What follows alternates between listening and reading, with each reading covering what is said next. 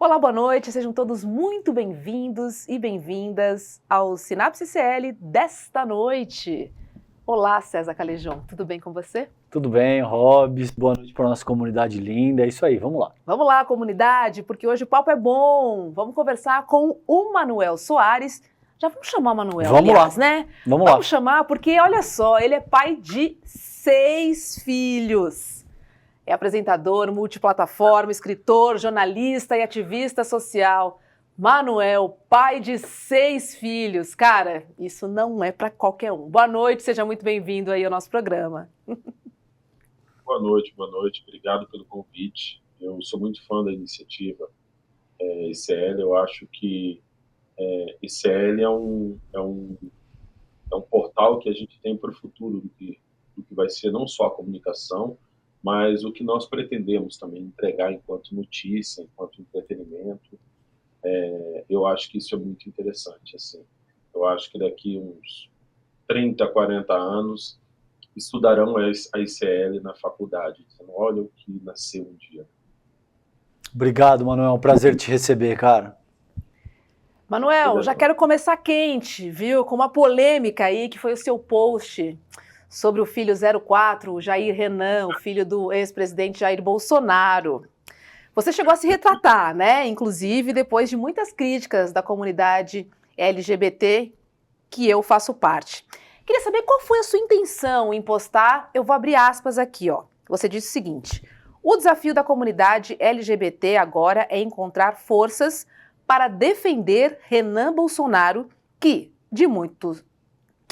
como muitos homoafetivos, deve ter sofrido com a homofobia do pai. Qual foi a sua intenção aqui, Manuel? Conta pra gente.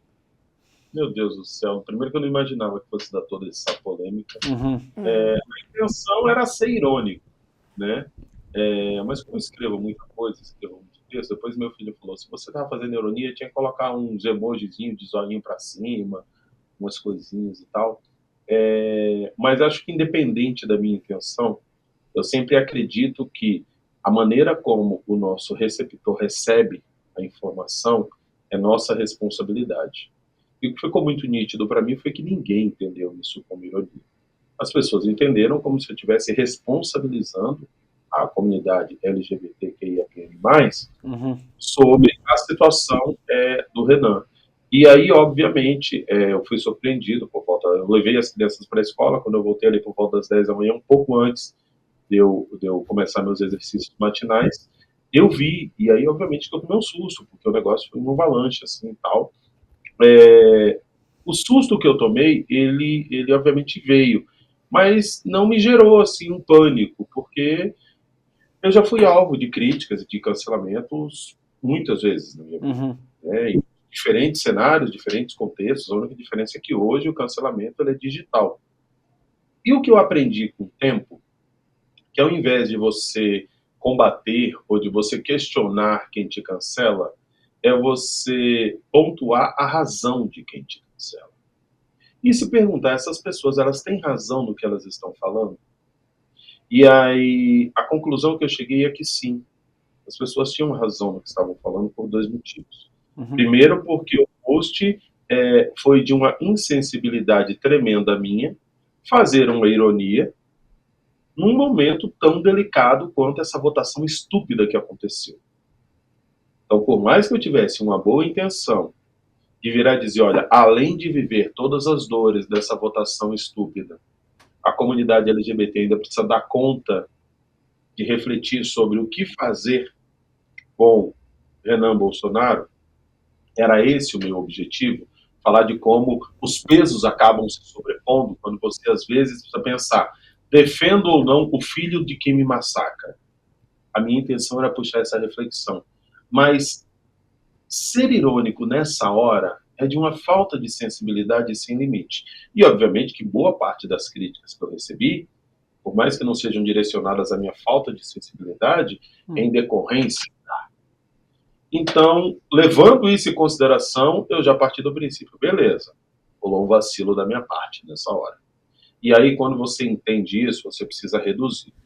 Aí foi muito legal que, obviamente, muitos amigos que convivem comigo me ligaram e disseram, olha, Manuel, existe um perfil, e eles disseram para mim, você que não convive a realidade da luta LGBT, e não convive mesmo, convivo mais a realidade da luta racial e da luta pela batalha dos neurodiversos, você que não convive, existe um perfil de pessoa, que é aquela pessoa que ela é homossexual, que nem homoafetiva, ela é homossexual, e essa pessoa que é homossexual, ela muitas vezes ataca a comunidade LGBT. E ela ataca com a violência afetiva, com a violência reputacional e com a violência psicológica. E, ao que se parece, é o perfil do Renan. Uma pessoa que tem, sim, os seus desejos homossexuais, que ele tem essa homossexualidade dentro dele, fica muito nítido isso a partir do que apareceu, porém, ele lida com essa homossexualidade de uma forma controversa e perversa. Esse perfil de pessoa, muitas vezes, não pode ser a prioridade de defesa da comunidade LGBT. E aí, quando esse meu amigo me trouxe essa reflexão, falei, cara, é isso. Só que, para mim, existe uma outra agenda muito mais interessante. O que fazer com quem erra? Qual deve ser o nosso protocolo quando uma pessoa erra? Porque uma coisa já ficou nítido pra gente, sei lá. A pessoa erra, você cancela, a pessoa desaparece, e aí nós temos muitos cenários, né? Às vezes a pessoa desaparece do nosso cenário, mas ele revive em outro cenário e revive como mártir, inclusive. Então, o que se faz com a pessoa que erra?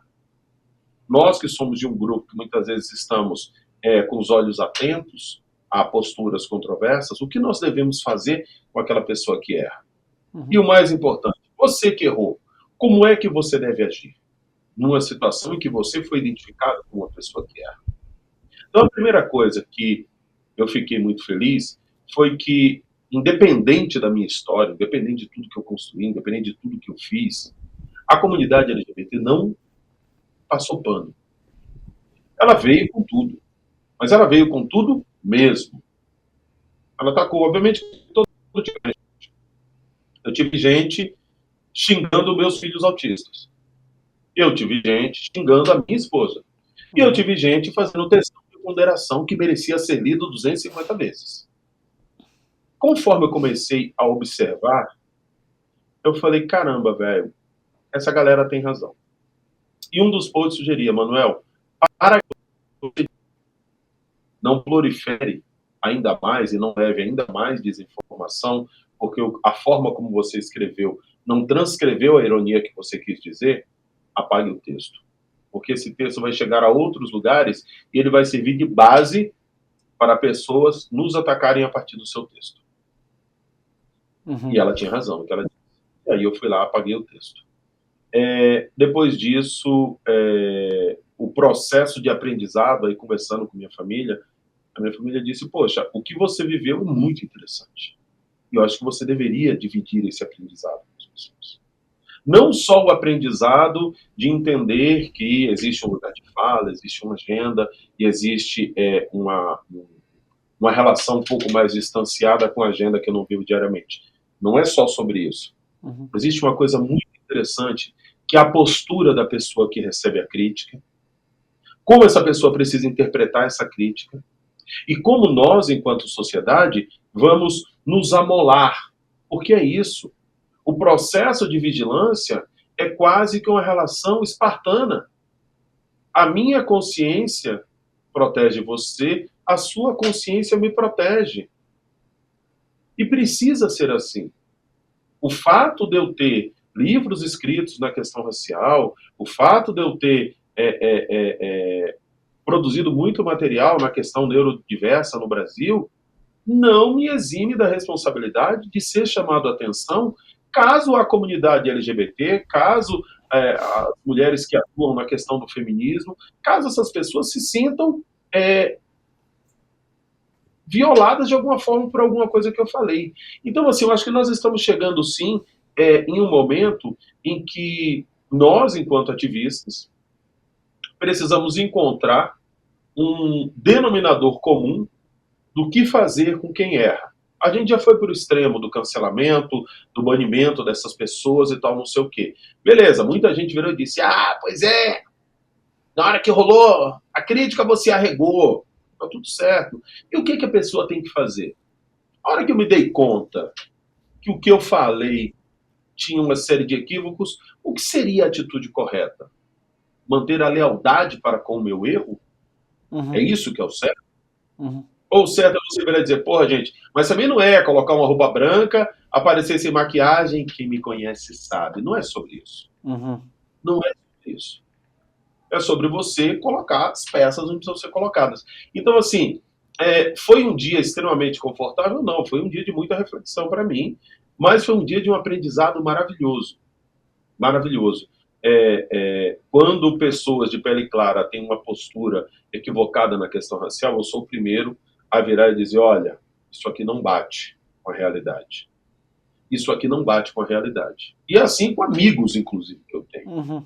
Então, se por acaso a minha postura ela não bate com a realidade de outras lutas, sim, eu mereço ser chamado a atenção, porque é o que eu sempre digo, ninguém está acima da pauta. Sim, é Ninguém importante tá... reconhecer, né, Manuel? Acho que, assim, acima de tudo, é importante reconhecer, é sábio recuar, né? Ninguém sabe sobre todas as pautas e sobre todos os assuntos.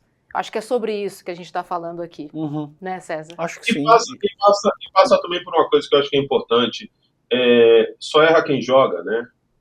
Só erra quem joga. Então, assim, eu conheço uma série de pessoas que não cometem erros nas nossas temáticas, mas eles também não cometem acertos nas nossas temáticas, porque eles vivem enfiados na sua bolha, na sua realidade, e saem de vez em quando para dar o ar da graça e voltam. Eu não, eu estou em mar aberto. Eu estou em mar aberto. E não vai ser o meu último equívoco dentro de uma pauta, e não foi o primeiro. Mas porque eu me coloco nesse lugar de vivência acima de qualquer coisa. Eu não me blindo da realidade. Obviamente que por ser uma pessoa de visibilidade, por ser uma pessoa que atua em áreas que as pessoas conhecem, o que eu vivo acaba chamando muito mais a atenção. Mas eu vou dizer a você, graças a Deus, eu não tenho medo da internet. Pelo contrário.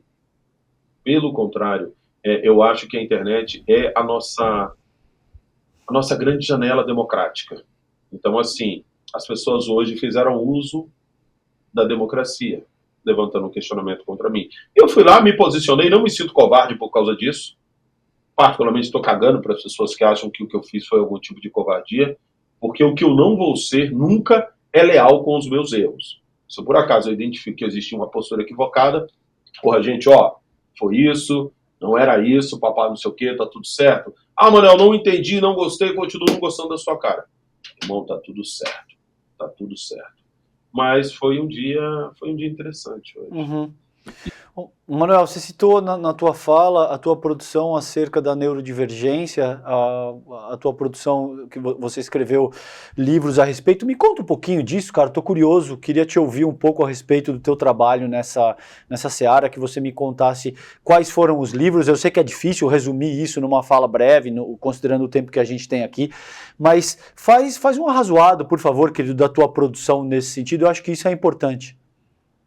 Livros na área da neurodiversidade eu não escrevi ainda. Eu e minha esposa estamos trabalhando na nossa primeira publicação. Ok. Mas eu tenho construído muito conteúdo audiovisual a respeito disso, principalmente sobre o cotidiano dos meus dois pequenos, o Israel e o Ezequiel, que são crianças autistas. E o meu maior desejo é fazer com que as pessoas que são as neurotípicas, pessoas que não têm, teoricamente, nenhum traço de neurodiversidade, para que essas pessoas compreendam. Porque, assim, o que eu mais tenho visto é que o autismo, a síndrome de Down e outras síndromes invisíveis, outras deficiências invisíveis, elas não são o maior problema dessas pessoas. o maior problema dessas pessoas somos nós que nos consideramos normais. Uhum. Então, a partir do momento que nós não temos um olhar empático, nós não temos um olhar construtivo, não temos um olhar compreensivo para com essas pessoas, nós geramos tanta dor sobre elas que é extremamente preocupante.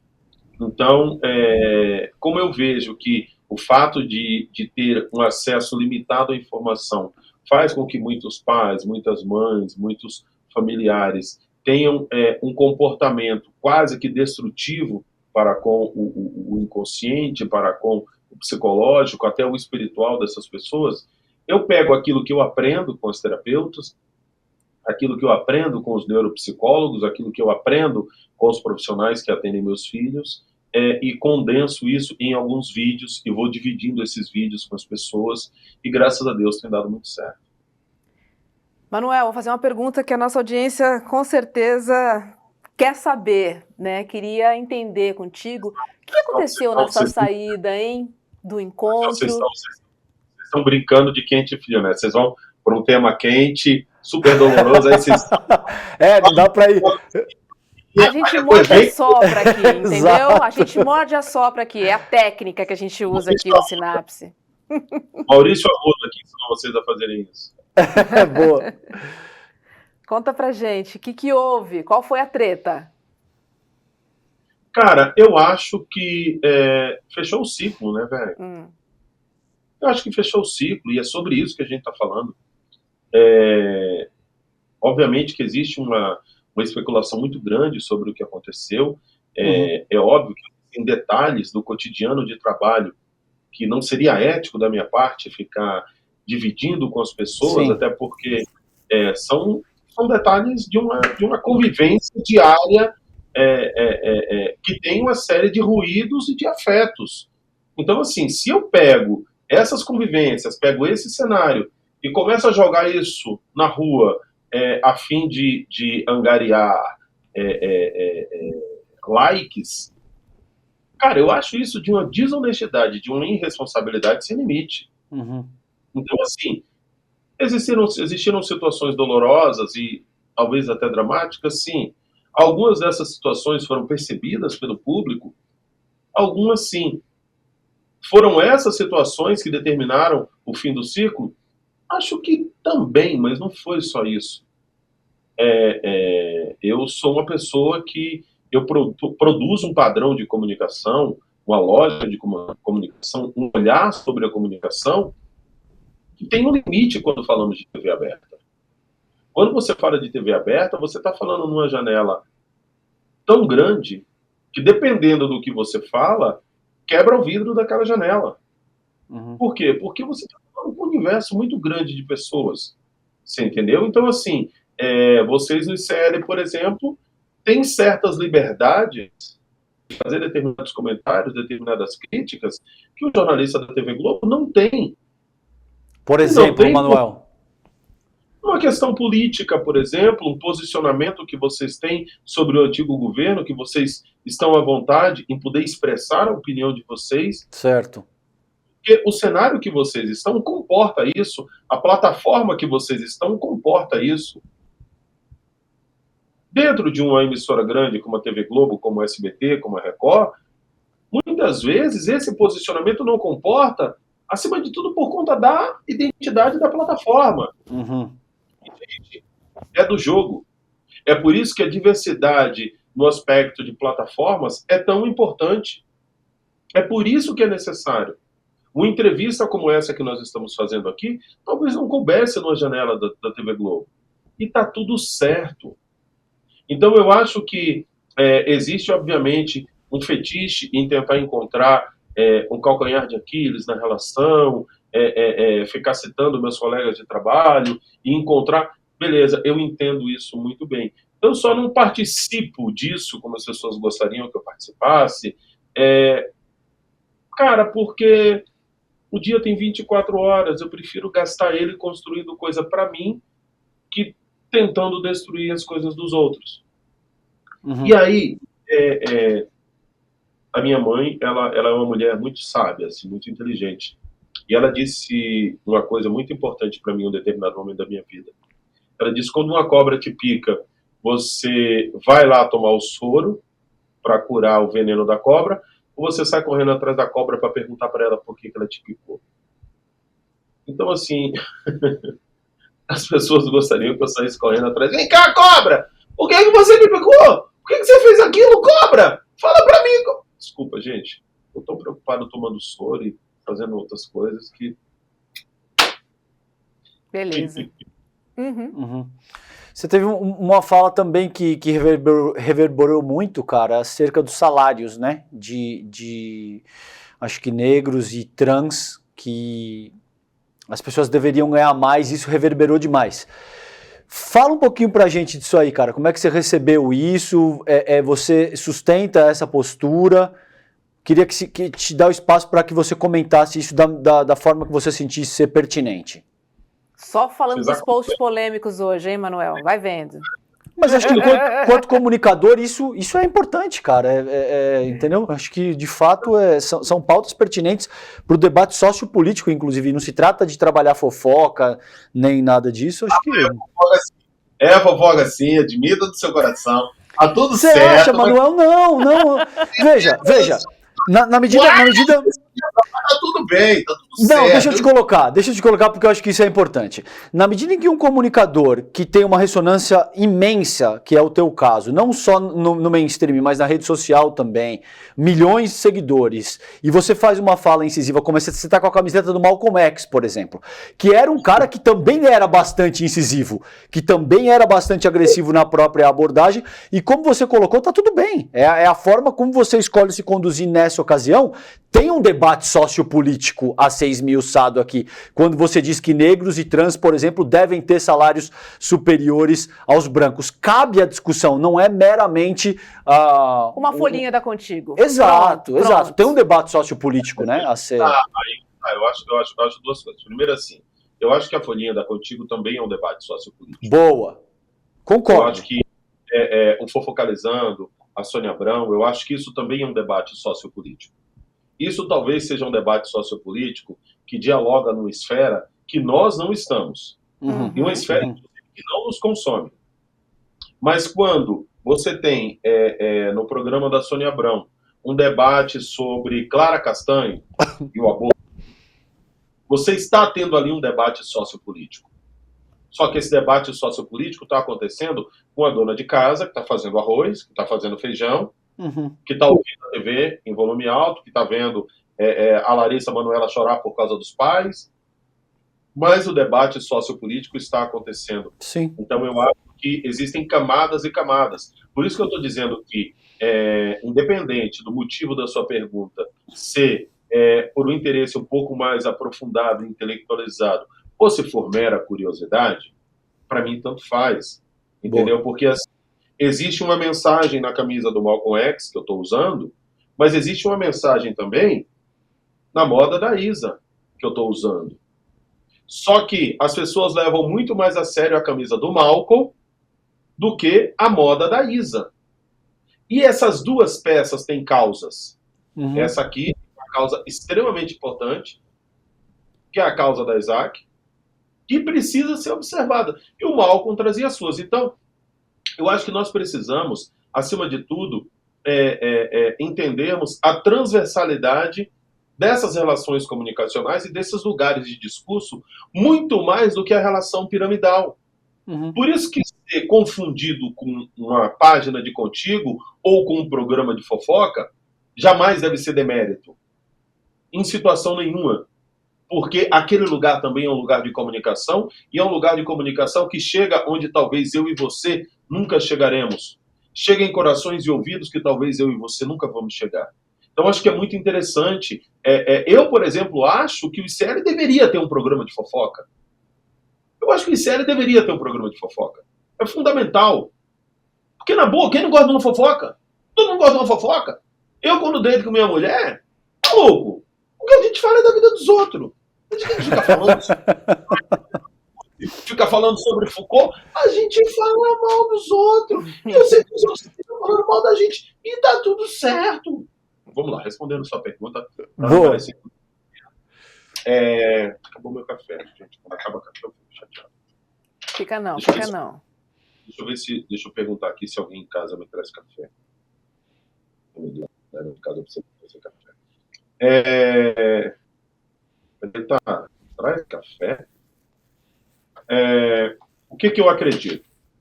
Quando eu fiz essa afirmação, que é uma afirmação, sim, muito polêmica, muito custosa, é uma afirmação que, obviamente, me custou o ataque de vários haters, né? E eu estou vivendo vários ataques simultâneos e tal, e eu tenho uma leitura também sobre esses ataques e o porquê desses ataques. No pelourinho digital, eu sou um corpo matável, e as pessoas não compreendem por que eu não morri ainda. Fala, pô, a gente bate nessa desgraça, ele continua vivo, continua ganhando seguidor, continua ativo, o que está acontecendo? E continuam batendo. Alguns acreditavam que eu sobrevivia por causa da blindagem da Globo. Aí agora eu saí da Globo e continuo não morrendo, e eles falam, vem cá, gente, essa desgraça é o que? É o John Wick da internet? Então, assim, eu sei que rola um pouco disso, mas vamos lá. Primeira coisa é o seguinte, existiram diversas barreiras que comprometeram o processo de desenvolvimento de determinados grupos sociais, entre eles os negros, entre eles as diversas camadas da comunidade LGBT, que levou muitos negros para a marginalidade, que levou muitas pessoas da comunidade LGBT para a prostituição. Ou seja, eles comprometeram o desenvolvimento familiar, porque quando existe uma lei que proíbe o meu bisavô de ir para a escola, o meu bisavô, ele teve o desenvolvimento dos seus descendentes comprometidos. E quem tomou essa decisão foi o Estado. Tomou essa decisão foi o Estado. Quem impediu que o meu povo tivesse terra em 1850 foi o Estado que produziu uma lei sobre isso. Quem adotou políticas eugenistas na estrutura social foi o Estado. Se o Estado tomou essas decisões, se foi o Estado que tomou essas decisões, por quê? Por que cargas d'água o Estado não conserta o que fez? O objetivo de quem fez o processo de invasão e colonização no Brasil era ter aqui um braço da Europa. Isso é muito delicado. Eu e a minha colega que estamos, nesse momento, conversando, seríamos comprados por R$400 no centro de São Paulo. Eu ainda teria que fazer filho nela, mesmo ela sendo uma pessoa homoafetiva, eu teria que fazer filho nela para ele ter filhotes de negros para vender. E nós estamos falando de 130 anos atrás, não é nada. É o bisavô de muita gente que está nos assistindo. Então, além do Estado ter sido quem perpetrou essa maldade, nós tínhamos também membros da sociedade, como universidade, estudiosos, empresários, corroborando com essa política eugenista, atestando e contribuindo. E aí nós temos nomes que dói muito na história do Brasil. O Brasil entender que Monteiro Lobato era eugenista, que Monteiro Lobato acreditava que precisava haver uma limpeza étnica. Esses dias eu estava falando com minha esposa, a gente foi ver no aparelho de educação dos meus filhos autistas, tinha o sítio do Pica-Pau Amarelo.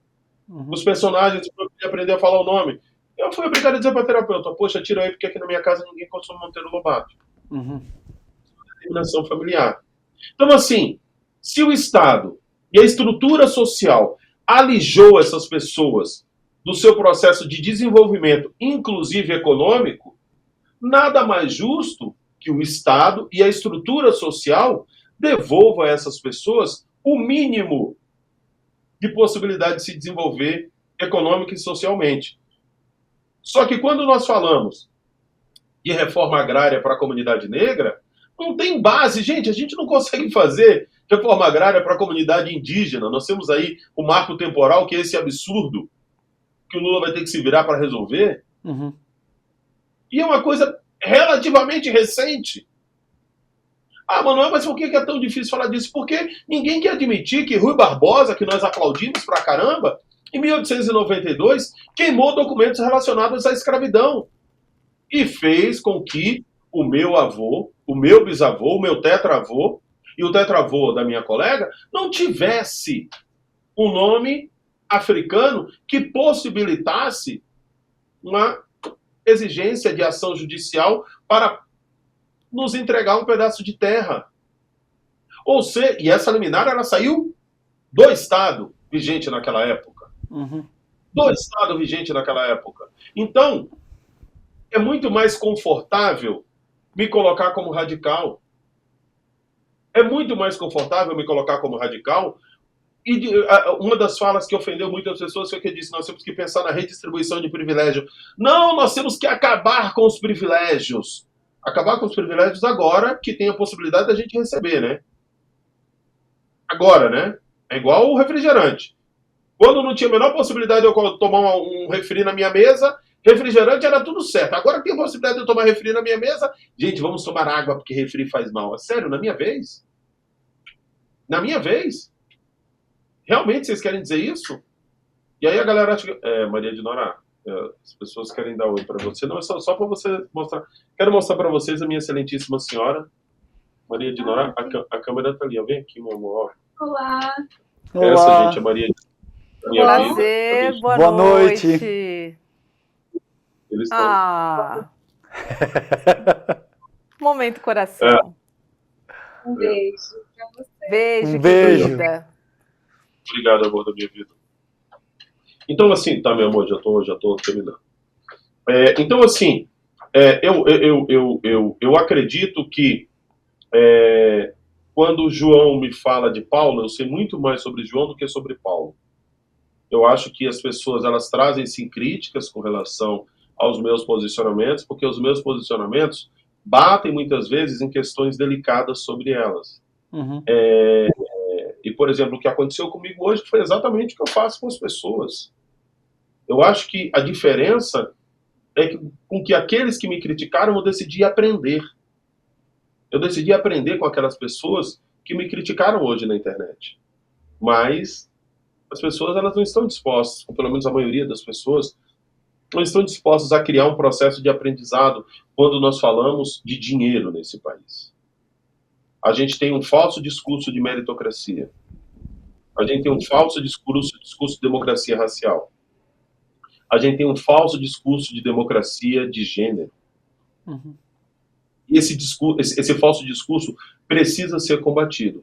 Então, eu acho que acaba sendo por isso que minhas falas, elas são tão polêmicas. Gente, eu já passei por muita coisa na minha vida, velho. Eu não tenho nem tempo para ficar tendo medo. Já tive arma engatilhada na minha cabeça, que a arma engasgou e eu sobrevivi. Quem já passou por esse tipo de coisa, na boa, talvez eu não tenha tanto medo de hater assim. O meu maior medo... O que é que aconteceu nessa ocasião? Não tenho como não te perguntar isso, uma vez que você traz isso à baila. O que é que aconteceu nessa ocasião? Um dia nós teremos a nossa segunda edição dessa entrevista e a gente conta sobre isso. Mas se você me perguntar qual foi o meu maior medo de vida, cara, foi o dia que meus filhos saíram do portão sem que a gente visse. Sim. Então, assim, os meus medos, eles estão muito mais relacionados à minha família do que à minha reputação. Porque isso, para mim, está muito bem dividido na cabeça. Mas você não acha que está tudo muito relacionado, Manuel, a sua reputação e também a proteção à sua família? Cara, reputação é o que os outros pensam sobre mim. Então, que pode afetar a sua família, né? Mas aí, velho, aí eu vou fazer o quê? Eu vou realmente me eximir da minha responsabilidade? Eu vou realmente fazer isso? Eu vou realmente ver situações de desrespeito acontecendo e vou fazer de conta que não vi? Esse seu posicionamento é uma luta?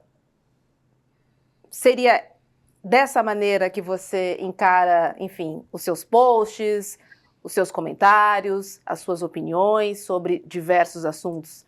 Seria a sua forma de lutar pelo que você considera justo, pelo que você considera ideal? Cara, eu não sei responder essa pergunta para você, até porque isso rola de uma maneira muito natural. Para mim ir lá e fazer o comentário que fiz é como sentar e tomar uma xícara de café, velho. Isso acaba rolando de maneira muito natural. Eu nunca presumo, eu não faço coisa para caçar like. Para mim, o que eu tô falando são coisas absolutamente naturais. E eu realmente, pelo pouco que eu assisto de vocês, eu acho que vocês até concordam com algumas coisas que eu falo. Então, assim, às vezes eu me espanto como as pessoas ficam bravos e se ofendem. Eu falo, mas onde é que tá o absurdo todo desse jogo, assim? Tipo, o Manuel foi... Você entendeu? Então, assim, é importante nós entendermos que o último governo, ele alimentou uma ideação social que é muito perigosa. É muito perigosa. Manuel, mas você não acha que você está colocando a sua família em risco? Às vezes eu acho que sim. Às vezes eu acho que sim. Por isso que, sei lá, o carro que leva meus filhos para a escola é um carro blindado. Sim. A minha casa tem 28 câmeras. Que eu quero a proteção da minha família. Eu quero que eles sejam felizes. Eu também não obrigo eles a seguirem as coisas que eu falo, não. Mas eu não consigo afirmar a vocês de maneira categórica que o que eu estou fazendo é uma luta heróica. Cara, sei lá, não é sobre isso, tá ligado? O que eu estou tentando fazer, velho, cara, exercer meu direito de falar o que eu penso. E olha que eu vou dizer para vocês que boa parte das coisas que eu penso eu não falo. Boa parte das coisas que eu penso eu não falo. É que como eu passei muito tempo debaixo da agenda da Globo, que obviamente por uma questão contratual eu não poderia utilizar as outras plataformas profissionalmente, porque o meu contrato com a Globo era esse, que a minha plataforma, minha exclusividade determinava que a minha principal plataforma de comunicação eram as plataformas da Globo. Hoje, por exemplo, as pessoas estão começando a ouvir o que eu penso sem sem aquele processo de acordo que eu tinha com as plataformas Globo. Que, obviamente, você está dentro da plataforma da Globo, você recebe um salário para cumprir o que você acorda com eles. Beleza, hoje eu posso virar e posso... eu não sei se eu estivesse na Globo, se eu poderia estar dando uma entrevista para o ICL. Sim. Eu teria que passar por um processo de consulta, conversar com os meus gestores, apresentar a pauta, explicar qual era, e aguardar a autorização deles se viria ou não essa entrevista. Por mais que seja dito, não, você tem liberdade de falar com quem você quiser. Mas a gente sabe que você, por uma questão de boa vizinhança, você vai lá e faz essa negociação dessa conversada. Hoje eu não preciso fazer isso. Hoje eu sempre digo, beleza, eu quero falar com eles e vou falar. No dia que eu recuso dar entrevista para outras pessoas. Então, assim, e eu entendo também que parte das pessoas dos movimentos em que eu atuo não se conectam ao meu olhar. Gente, eu acho que é exatamente sobre isso. Existe uma diversidade também. Não é porque eu e ela somos pretos que nós somos obrigados a pensar igual. Claro. A gente não vai pensar igual, a gente vai pensar diferente. Então eu acho que é delicado, às vezes, para mim, ser rotulado, como às vezes eu sou rotulado, mas, cara, eu tô nadando no mar aberto. Vamos lá, vamos seguir a vida, entendeu? Ô Manuel, e conta um pouco da tua história, indo um pouco mais lá para trás, o que as pessoas ainda não conhecem do Manuel Soares, como é que você se formou, comunicador, o que te marcou nessa tua jornada? É fácil de perceber pelo teu léxico e pela forma como você se conduz, que você é um cara que lê muito, eu suponho, tá? Não sei se eu tô errado, mas me parece que você é um cara que lê muito. Conta um pouquinho da tua história, cara, e como é que você se constituiu comunicador? Cara, eu acho que eu fui formado por um conjunto de encontros sociais, né, cara? Porque, de um lado, eu sou uma pessoa auditiva, né? Então, apesar de eu trabalhar com visual, eu sou muito mais auditivo. Daí eu tenho vinil aqui do meu lado, um monte de vinil, eu tenho discos, CDs e tal, porque eu me alimento intelectualmente através da música. Obviamente que a música me levou para os livros, e aí eu comecei a consumir muitos livros. Por outro lado, Eu sou um cara muito alimentado pela rua e pela convivência, pela percepção das pessoas. Você me entendeu? E isso me faz muito bem também, é você sentar na feira, conversar com um cachaceiro, você sentar na Cracolândia, conversar com uma pessoa que acabou de ter uma crise por causa de uma AK que ele usou, e você viver isso, e você ter esse contato com o vivo da história, você me entendeu? E isso é uma coisa que sempre me fez muito bem, mesmo quando eu estava ali no auge da Globo. Cara, eu sempre, por exemplo, andei na Cracolândia. Eu ia na Santa Efigênia comprar meus equipamentos, passava lá na Cracolândia, comprava cachorro-quente e sentava com os caras. E sim, eu estava apresentando o encontro, eu era apresentador. E eu estava sentado lá na Cracolândia com os caras, comendo cachorro-quente. Mas não era com a intenção de fazer média, de ser o cara da Globo que vai para a Cracolândia. Era para que quando eu tivesse que falar sobre aquela realidade, eu conhecesse o cheiro daquela realidade. Uhum. E isso para mim sempre fez muito bem. Por outro lado, eu tive uma convivência e tenho uma convivência muito próxima com as favelas, com tudo que a favela representa, com a religiosidade da favela, e aí você tem todo o cenário neopentecostal, você tem todo o cenário afro, com a criminalidade da favela, que muitas vezes o que a gente chama de bandido, eles chamam de primo, eles chamam de irmão, eles chamam de pai, com o feminismo de favela, que é um feminismo diferente do feminismo negro, diferente do feminismo do asfalto, um feminismo que talvez a Simone de Beauvoir não tocou. No máximo, Lélia Gonzalez se aproximou desse feminismo, e se aproximou muito bem, inclusive, Djamila Ribeiro também. Então, assim, os meus professores de comunicação são as pessoas, são os nossos poetas, porque quando você ouve Um Homem na Estrada, você está ouvindo um longa-metragem, muito bem roteirizado. Quando você está ouvindo Negro Drama, tá aí o filme Uma Negra e uma Criança nos Braços, Solitários na Floresta de Concreto e Aço, você vê essa fotografia. O abstrato de o que é clara e salgada, entendeu? Cobre um olho, pesa 1 tonelada, tem sabor de mar, pode ser discreta, inquilina da dor, morada predileta, na calada ela vem, refém da vingança. Cara, isso é muito complexo. E isso é o que me educa, é isso que faz a minha comunicação, que faz o meu jornalismo, que faz a minha escrita narrativa. Porque, sinceramente, quando eu li pela primeira vez Dom Casmurro, inclusive está aqui do meu lado, quando eu li pela primeira vez Dom Casmurro, e eu vi o retrato de José Dias, transcrito pelo Machado, e quando eu vejo Mano Brown cantando porra vagabundo, ó, vou te falar, tô chapando, eita mundo bom de acabar, o que fazer quando a fortaleza tremeu e quase tudo ao seu redor de melhor se corrompeu. Ele tá falando de uma crise existencial de favela. Aí quando você joga isso para Peles Negras, Máscaras Brancas de Frantz Fanon, você vê que talvez Brau nunca tenha lido Fanon quando escreveu essa música, mas ele estava diretamente conectado à crise existencial vivida por Fanon. Então, eu acho que a grande vantagem que eu tive na minha cabeça, e isso também a religião evangélica, no caso do Testemunho de Jeová, me deram, foi a possibilidade de você fazer conexões temporais. De você pegar os 3 hebreus na frente de Nabucodonosor, Sadraque, Mesaque e Abednego, e entender que o fato deles terem se recusado a comer carne de porco, talvez fizessem dele o princípio do que é o veganismo de hoje. E você começa a entender essa coisa, essa amálgama. Então, assim, eu estou em processo de formação. Eu estou em processo de formação porque eu me vejo ainda como um menino de 12 anos, correndo na quebrada, super feliz, porque decorou fim de semana no parque. Tá ligado? Eu ainda me vejo nesse lugar.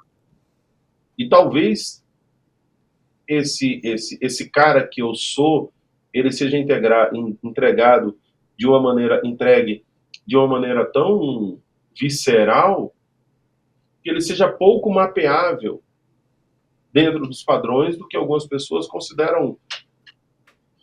E aí, obviamente, quando você não reconhece, você ataca, você subestima, você xinga, entendeu? Fora que eu, por exemplo, hoje faço um processo terapêutico, graças a Deus, super bacana com a minha terapeuta, em que agora nós estamos numa etapa do meu tratamento em que a gente quer se comunicar com o meu Narciso.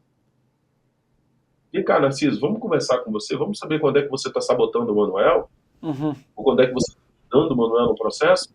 Então, eu acho que tudo isso compõe a minha formação jornalística e tudo isso compõe o que eu sou. E nisso aí você vai vivendo todo o seu machismo, tentando fazer com que a sua masculinidade não seja tão tóxica, tentando fazer você vencer todos os fragmentos de homofobia que moram em você, fazendo você vencer toda a lógica capacitista que você ainda contribui na estrutura social, a xenofobia que mora em você. Eu acho, gente, que assim, ó, é tanta limpeza para fazer que eu não tenho nem moral para ficar cagando regra na vida dos outros, entendeu?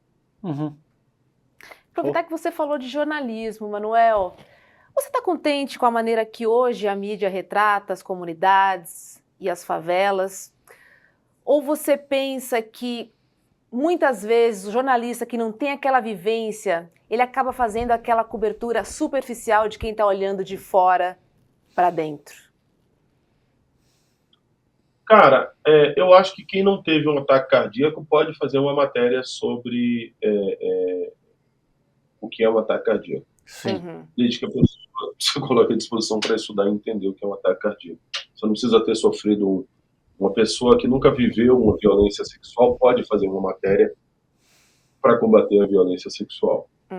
Então, eu não parto do princípio que a pessoa precisa ter vivido aquela situação, e eu acho que em muitos casos, isso é um amadurecimento que eu tenho hoje, as coberturas que eu fiz na área da periferia e na área da violência, ela não foi uma cobertura tão completa, porque as minhas vivências e os meus traumas me limitaram a ver outros olhares daquele contexto. Então, se nós não tomarmos cuidado, a nossa vivência, ela não lapida o nosso olhar, mas ela contamina o nosso olhar. Mas isso, cara, você precisa ter, cara, um desprendimento e uma maturidade jornalística muito grande para chegar nesse lugar. E aí você chamar o seu colega que cresceu dentro do condomínio, que leu Trotsky no ar-condicionado, virar para ele, vem cá, o que você acha disso aqui? Dentro de uma ilha de edição. Cara, para isso acontecer, eu acho que leva um tempinho ainda, tá ligado? Hoje, eu acho que o jornalismo voltado para a periferia e para as favelas, ele está sendo muito perigoso. Muito perigoso. Porque há até 10 anos atrás, nós tínhamos uma realidade de identidade jornalística nas redações, que era aquela pessoa que acreditava que o jornalismo ele tinha que falar verdades. Ele tinha quase que um esquerdismo naturalizado na sua redação, que questionava, que impunha, que estava acima dos interesses de poder. E ele dizia, não, nós somos o sentinela da sociedade. A nossa função é ficar em cima do muro com o binóculo olhando mesmo. Nós tínhamos esse lugar do jornalismo anteriormente. Hoje, a impressão que eu tenho é que o jornalismo ele está demasiadamente refém de um processo de poder. E quando eu falo poder econômico, eu falo de poder político, e está limitado por esses processos. E o mais absurdo muitos profissionais, eles nem são ameaçados por esse poder. Mas para não correr o risco de ser ameaçado, ele já recua. E aí, nós tivemos agora um governo de extrema-direita, muito delicado, que produziu uma agenda crítica absurda ao bom senso, que dentro das redações existem pessoas que estão contaminadas com isso e muitas vezes veem naquela forma de ver a vida que foi vendida por esse status quo que ocupou o poder por um tempo, como algo válido. E isso é muito perigoso. Então, aquele olhar higienizado, higienista, que vai para dentro de uma favela e deturpa alguns olhares, é muito perigoso. Mas eu vou dizer a vocês que é o seguinte, mais perigoso do que o olhar jornalístico. Gente, a postura da Sherazade foi pauta no ICL em algum lugar, em algum momento? Eu pergunto a vocês, eu não vi isso. Qual delas? Eu ia falar qual delas. Qual delas, Manuel? Ao que você se refere? A postura dela que ela fala sobre, principalmente sobre a questão racial e sobre as questões de classe. Em algum momento foi pauta? Eu creio que não. Eu não vi, eu não acompanho a Raquel, sendo honesto. Eu acho uma figura bastante complicada em vários sentidos. Você assiste a Fazenda? Não assisto, cara. Não. Mas avança o teu raciocínio. Qual que é o argumento? O argumento, cara, é que talvez nós estejamos diferentes da próxima senadora da República. Ok. O que ela está falando ali coloca ela no lugar de possível senadora quando ela sair da Fazenda. Ela tem um discurso que tenta contrapor o lugar de fala, que ela diz que todos têm lugar de fala e que ela pode falar sobre qualquer assunto. Sim. Não leu Djamila Ribeiro. Ela contrapõe a lógica de negros e brancos, ela diz que só existe raça humana. Uhum. Pautas que nós já vencemos há muito tempo, estão ressuscitadas na fala dela e aplaudidas nos perfis de fofoca. Uhum. É muito arriscado quando pessoas como eu e você não assistimos a Fazenda. É muito arriscado.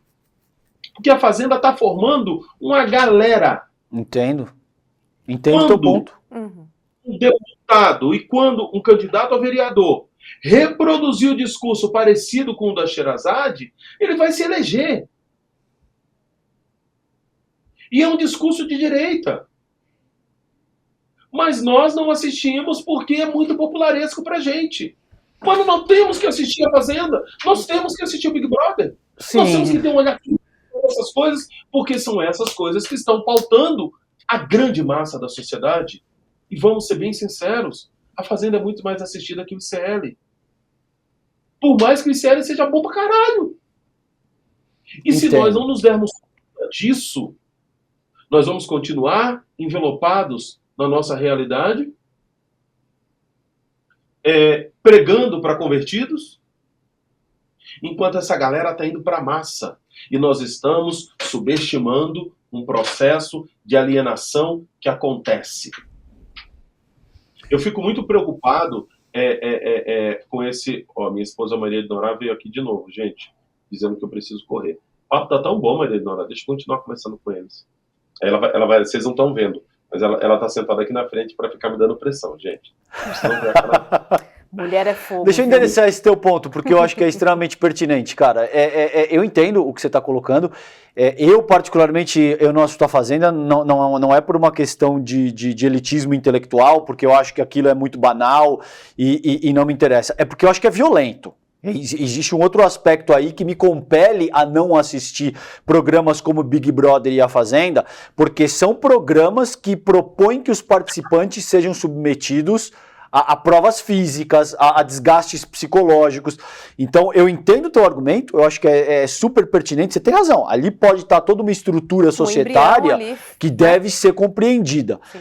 Mas esse tipo de formato específico de programa me agride. Eu não gosto. Eu não gosto de ver um cara pendurado num carrossel que ele fica girando 14 horas e que ele começa a colapsar e ter delírios, porque eu acho que isso é violento, entende? Mas eu acho que o teu ponto é muito válido. Quem tá recebendo lá em casa, para ele é só uma mudada de botão. É assistir Jornal Nacional com o ataque violento do Hamas em Israel agora, ou assistir a Fazenda com o Sherazade falando do outro lado. E sim, mas eles, o teu raciocínio pressupõe que o telespectador não entende a diferença entre o conflito e uma guerra, ou... Só para eu entender. Não, aí que tá. Eu não estou dizendo que ele não entende essa diferença. Até não estimo o nosso telespectador em situação nenhuma. Eu estou dizendo a você que, para ele, são informações que estão chegando. São informações que estão chegando de todos os lados. Então, assim, para mim, sinceramente, Manuel, você gosta de funk? Eu, Manuel, uma limitação desgraçada. Certo. Particularmente, a métrica musical do funk não me Não agrada. te agrada, certo. Não me agrada. Eu, Manuel, não é uma coisa que eu boto para ouvir de livre e espontânea vontade. Porém, existem muitas verdades sociais que é transcrita no funk que me agrada e que alimenta parte do que eu preciso aprender. MC Carol é um gênio, independente de eu gostar de funk ou não. Eu preciso ouvi-la. MC Gorila traduz parte de um pensamento da favela. Eu preciso ouvi-lo. Por mais que o que ele esteja cantando ou o que ela esteja cantando, ritmicamente, não traduza o que eu quero. Quando eu me proponho a ser um comunicador, cara, eu estou colocando os meus ouvidos, o meu intelecto, a serviço dessas pessoas. E assim, eu quero ser bem claro, não estou fazendo nenhum juízo de valor. Não, eu só não. estou dizendo Claro, querido. Isso está claro. como é que eu me relaciono, que eu produzo conhecimento a partir dessas coisas. Porque se eu não produzir conhecimento a partir do que as pessoas que são parecidas comigo estão fazendo, vai se criar um hiato tão gigante que vai chegar um determinado momento que eu vou falar uma outra língua que não são as delas. Então, assim, eu acabei de escrever um livro infantil, cara, que eu conto o primeiro delito que eu cometi quando eu era criança. E a partir desse livro, eu faço um debate sobre honestidade ética na primeira e segunda infância. Qual o nome, Manuel? Mas eu preciso... Pega para mim, por favor, minha preta. Minha excelentíssima senhora está aqui, que é esse livro aqui, ó, A Luta de Denis. Foi o livro que eu escrevi, e nesse livro eu falo de uma das favelas que eu morei. Então, assim, beleza, eu peguei parte do conceito de vigiar e punir, peguei parte do conceito de peles negras, máscaras brancas, peguei parte de toda a sociologia que eu consumi através de Milton Santos e coloquei dentro desse livro. Só que eu só consigo fazer... E aí, quando você olha dentro do livro, ele é feito todo em graphic novel. Cara, se eu não consumir esse olhar, se eu não consumir o mangá, eu não vou conseguir produzir para essas pessoas. E eu preciso ser desafiado o tempo todo pelos formatos. Eu levei, cara, mais ou menos uns 8 meses para me acostumar com essa nova lógica do rap que a galera tá fazendo agora, que antigamente era boom bap, agora como é que eles fazem, meu irmão? O trap. O trap. Eu tive uma resistência danada com o trap. Hoje eu consigo ouvir. Então, assim, o que eu faço quando eu assisto uma Fazenda, quando eu assisto um Big Brother, ou quando eu assisto esses realities de entretenimento que tem na internet, que agora tem bastante, do Carlinhos Maia e outras coisas, o que eu faço é tentar analisar isso dentro de um olhar sociológico. E sim, ver um cara girando num carrossel, tendo uma síncope, me dói como dói você? Claro que dói. E aí nós estamos falando sobre a naturalização da violência. Isso. E isso é pauta para o ICL. Concordo. Isso é pauta para termos um programa onde nós debatemos isso. Tá ligado? Onde você vira e fala, vem cá, gente, beleza, é isso mesmo? É isso que eu vou para o cara ter uma casa reformada, ter um carro reformado, eu preciso fazer uma pessoa que não tem perna dançar moonwalk num sábado às 3 da tarde na televisão? É justo eu fazer isso? É justo realmente? Porque tem algumas críticas, cara, que nós temos que fazer. Vem cá, porque... E, assim, eu tô falando porque eu já disse pro viúvo dele, falei, eu fiquei muito feliz com a Lei Paulo Gustavo. Muito feliz com a Lei Paulo Gustavo, até porque eu conheci o Paulo. E eu acho que essa lei traduz o sentimento que ele tinha com relação à arte. Adoraria também ver a lei do Jorge Lafon. Adoraria ver a lei de Jorge Lafon. Uma lei que respeita e que valoriza a arte das pessoas homoafetivas negras de periferia. Adoraria ver essa lei. Mas por que é tão mais fácil você colocar em prática a Lei Paulo Gustavo e não é tão fácil você propor a Lei Jorge Lafon? Porque existem valores. Existem valores. Então, assim, são essas visões de mundo que, para mim, é tão natural quanto tomar café, que gera tanta discordância. E talvez essa entrevista começou com vocês gostando muito mais de mim do que vocês estão gostando agora. E que talvez quando a entrevista acabe... Não, Manuel. Não. Veja, a gente... Fala, querido, desculpa. Eu entendo isso. Eu entendo se esse sentimento vir. Porque às vezes até minha esposa vira e fala que cara mala. Mas eu vou fazer o quê, velho? Eu juro que eu não me programo para ser assim.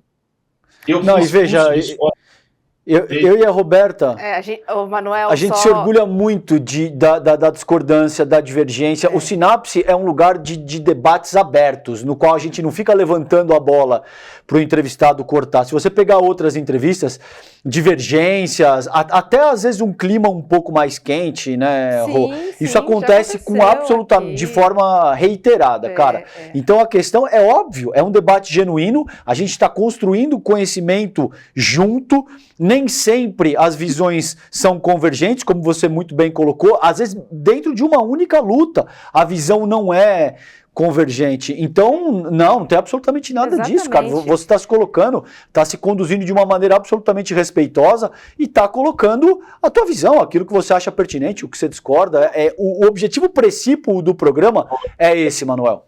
E você está aberto, né? Você está sendo respeitoso e você está colocando as suas ideias, Manuel. Né? O nome do programa é Sinapse, né? Exato. Muito obrigada por compartilhar de uma maneira tão transparente com a gente o que acontece aí dentro da sua cabeça. Exatamente esse é o objetivo do programa. A gente quer conversar, a gente quer discordar, a gente quer concordar, mas principalmente refletir. Esse é o nosso objetivo aqui. Eu digo a vocês que vocês precisam fazer uma sinapse com Maria de Norá, minha senhora.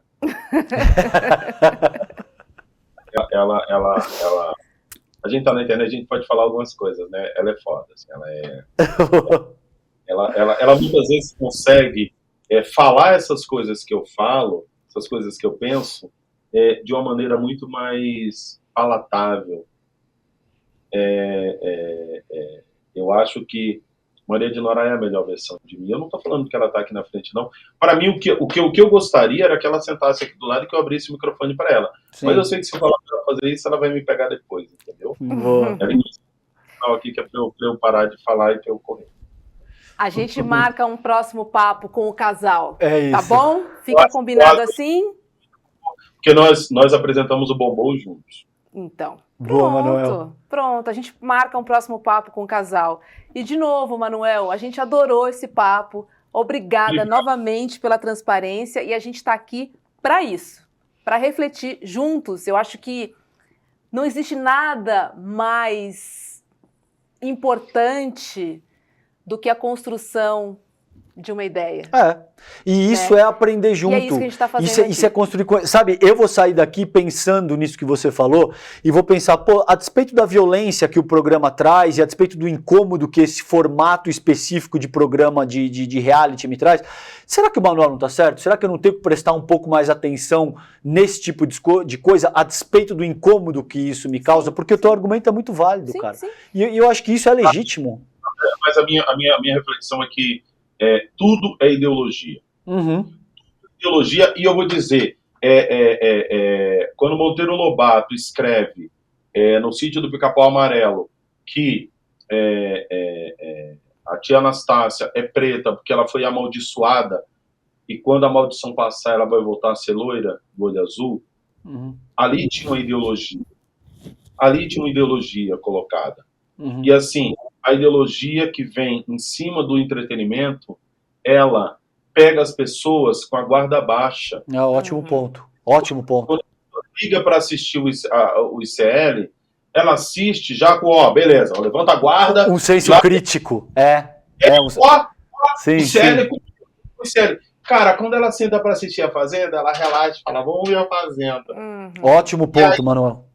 Ela baixa a guarda e a ideologia entra. Então, assim, precisamos ter reality no ICL, precisamos ter programa de entretenimento, precisamos ressuscitar o conceito da TV Globinho no ICL, para que as crianças de manhã assistam um desenho, mas aí eles não vão assistir Caverna do Dragão, talvez eles assistam A Hora do Black.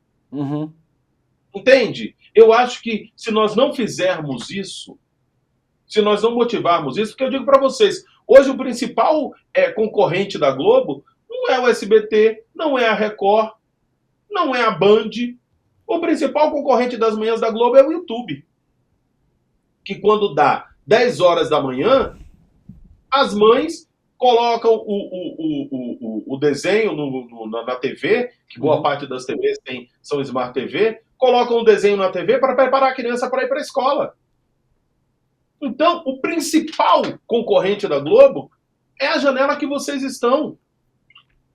Imagina vocês, se vocês conseguirem atender de uma maneira ideológica e formativa esse interesse dessa mãe, associando essas duas coisas. Então, assim, eu acho que as oportunidades, elas são infinitas. Graças a Deus, ter passado mais de 20 anos da minha vida dentro da estrutura da Globo, me permitiu entender televisão. E televisão voltada para a periferia, televisão voltada para a classe C e D, em um lugar que, sinceramente, gente, com muito respeito, com toda a minha modéstia guardada no fundo do poço e deixando meu narcisismo falar à vontade, eu sou um dos caras que mais entende de fazer isso, porque eu estudei pra caramba isso.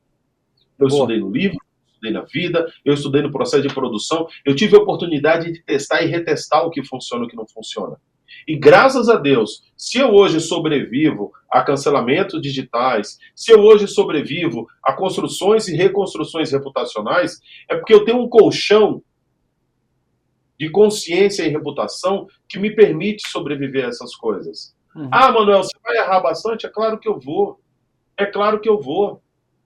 Por isso que eu tenho conversado com vocês e, poxa, eu me vejo dentro da estrutura do ICL, mas assim, provavelmente tendo e dando várias dores de cabeça. Porque eu costumo dizer, televisão só é divertido para quem assiste. Boa. Manuel Soares, obrigada, viu, por esse tempo aqui conosco. Foi um prazer receber você aqui. No próximo encontro, vamos botar a Dona Patroa aí ao seu lado para a gente conversar um pouquinho mais. Não fala a palavra encontro porque tem Tinks também. Valeu, Manuel. Foi demais, cara. Obrigado, viu? Beijo para você. Boa noite. Obrigado. Desculpem qualquer coisa, viu? Imagina, foi demais. Um beijão, querido. Obrigada.